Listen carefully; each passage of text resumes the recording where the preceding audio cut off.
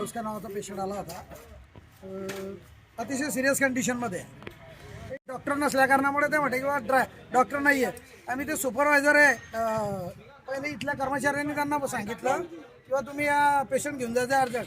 तर जैन नावाचा जो सुपरवायझर तो नाही म्हटला. मी त्याच्याशी बोललो, त्याला म्हटलं का तू का नाही म्हणतोय.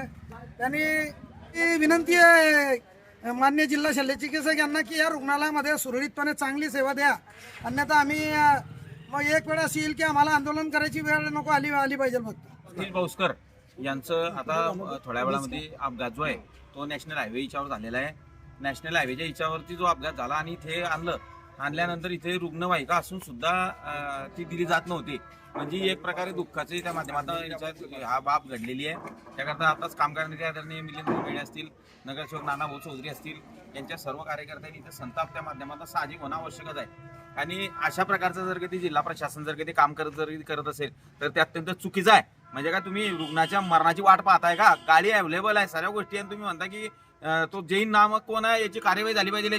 याच्यावर मोठ्या स्वरूपाची कार्यवाही त्यांच्यावर हे करून जिल्हा शल्य चिकित्साने केली पाहिजे. आणि इथे जे स्टाफ कमी आहे तो स्टाफ तातडीनं भरला गेला पाहिजे. म्हणजे हे काही आहे की नाही, लोकांना इथे प्राथमिक उपचार करण्यासाठी सुद्धा तर तुमचा स्टाफ जर काही तिथे फक्त कंपाऊंडर तेच होते, बाकीचे तर पाहिजे ना. म्हणजे काय आंधळा दडतोय आणि कुत्रपीठ खाते आहे अशी कंडिशन जर कधी असेल तर ही अत्यंत चुकीची आहे. आणि या आता आम्ही काही ऐकून घेणार नाही आहे. इथे ICU ची सुद्धा स्थापना केली पाहिजे.